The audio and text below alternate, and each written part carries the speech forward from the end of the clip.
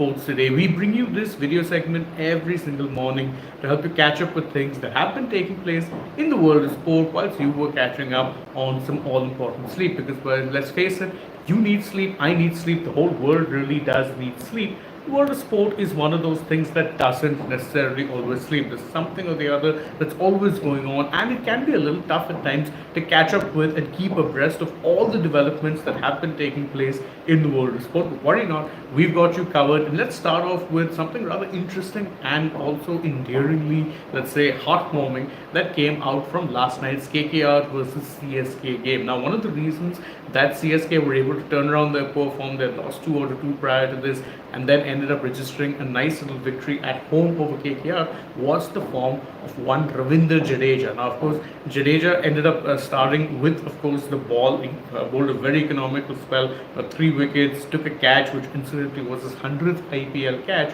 And afterwards, whilst being interviewed in the post-match press conference by Harsha Bhogle, Harsha asked him that, how is it that it feels, of course, that you have the adoration of the Chennai fans? And Jadeja himself jokingly said that I don't quite have a nickname from them yet, and that's something that I'm admittedly missing out on. And he requested also a nickname in particular. Now, of course, you know that with Dhoni, he's Thala. With Suresh Raina, another one who's beloved to the CSK fan base, he was Chinna Thala. And now, what nickname that Jadeja requested was Thalapati. Now, the confirmation has come from CSK's own Twitter handle themselves, who incidentally were tagged by Harsha Bhogle with him requesting that, look, you should give him this nickname, he seems to really want it. CSK verified it, and so Jadeja is now Cricket Thalapati. That is the nickname that he's been given from CSK, and I'm sure it's something that's going to stick, given, of course, how beloved Jadeja is by CSK fans, all across the country. Interesting, finally, that we have another nickname or rather catchy nickname when it comes to CSK players, and this was in fact the one. Now, another player who doesn't have a nickname but one who with due time may very well get one, Ruturaj, the current skipper of the CSK franchise, and someone who, thanks to, of course, some inspired bowling in the first innings, was able to turn his own form around, got a nice little score against KKR, and it wasn't necessarily, a pressure situation. But of course, even if it was not a pressure situation, it was good on him.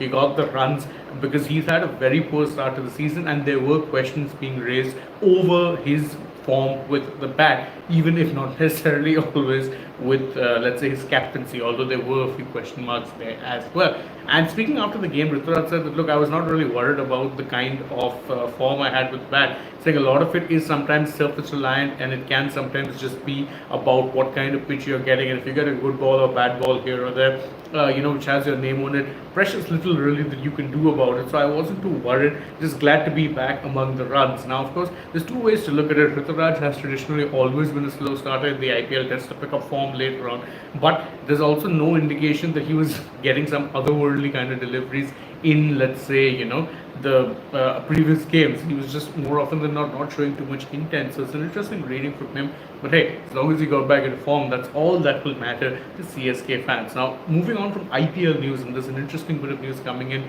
from England, where Harry Brook, who you remember not only did not feature in the Test series against India, but also did not then play in the IPL. He pulled out of it, of course, due to the death of his grandmother, as he himself would reveal. Made a comeback to competitive cricket, played in the final county game for his county, and well, he ended up scoring 69 ball 100. That was how he made his comeback. Of course, it was a damn skim of a game between Leicestershire and Yorkshire, but the good news for Brook was he ended up getting 100 and showed that, listen, he may be away from the game for a little while, but the form and of course the class of the players still remains intact. So it'll be interesting to see now how it is that Brook carries on that form, whether it be in the T20 World Cup, whether it be in the subsequent series that England will be playing later on. Switching our focus now, world of cricket to the world of football. You've got 2 very big UEFA Champions League games coming up tonight. Of course, this is the quarterfinal round, and it's always the time when the big boys are playing. But there's 2 games really that I want to be talking about. One is, of course,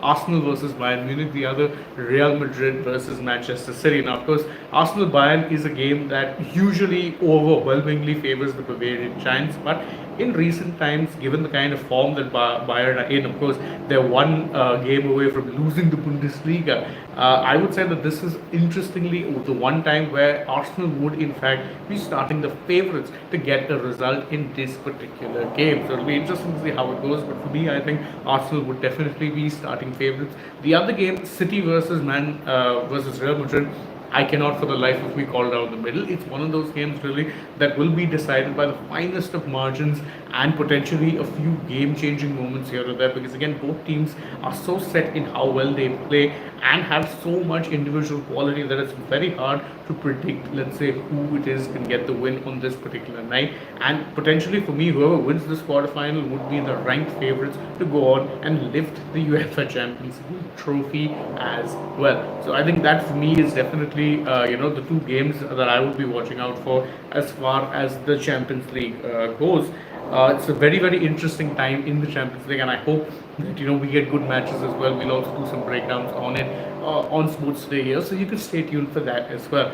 Switching focus, one club who have been mired in a lot of, let's say, financial issues this year, ironically due to their desire to be a Champions League team, are Everton. And Everton, you remember, were hit with a couple of points dockings, and well, they appealed one of them. It was a 6.1 that got reduced to 2 points, but now they could very well be facing another points reduction because the Premier League has found yet another inconsistency in the accounting and then the numbers that they reported. So it turns out that they may have more losses than was previously anticipated, which means another points dock. What it also means is that this year's relegation, let's say, battle could very well be determined by profit and sustainability rules, because again, you've had so many teams getting docked, and Everton in particular being that one team who's gotten more dockings than anyone else, that it just really is a matter of who has the least point deductions and who can then overturn the advantage or disadvantage of those points deductions on the field. Switching focus now, a couple of things which have an Indian context to them. All of eyes will be on India's badminton players as they end up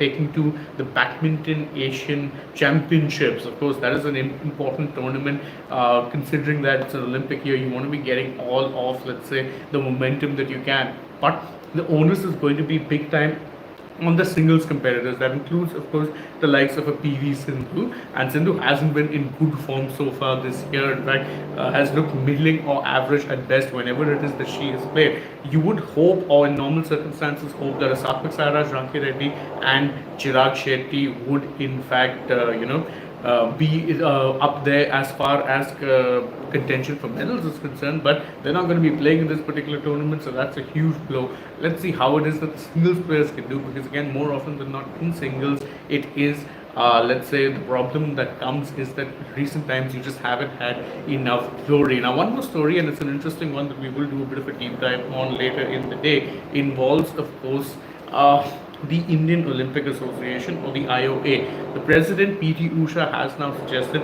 that she is being sidelined by her own executive council members, because again, there have been a few incidents that have been taking place recently, and she has accused them of acts of defiance, including, in her own words, issuing termination letters to an official appointed by her. The official in question was, of course, Ajay Naran, who was terminated from the post of executive assistant to the IOA president, which is, of course, PT Usha.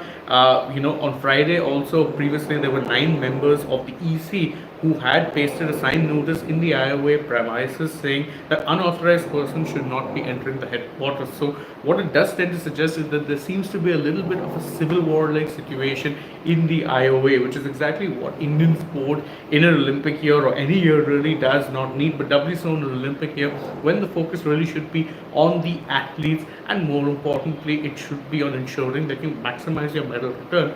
India, unfortunately, dealing with off-field dramas, which will not be helping anyone at all. It's a developing story. We'll keep an eye out on that and bring you all the updates from it. For now, though, I'm taking your leave. Thank you guys so much for joining us on this edition of the Morning Wrap. As always, if you enjoy our work, don't forget to like this video, share it with your friends, subscribe to the channel, tap that bell icon, leave us a comment, follow us also on social media. We're at Instagram, Twitter, and Facebook. Don't forget to download the Sports the Cap, and if you're already on the channel, go right ahead, check out some other videos we posted through last night as well. Stay tuned, plenty more coming your way. For now, from my side, it is goodbye.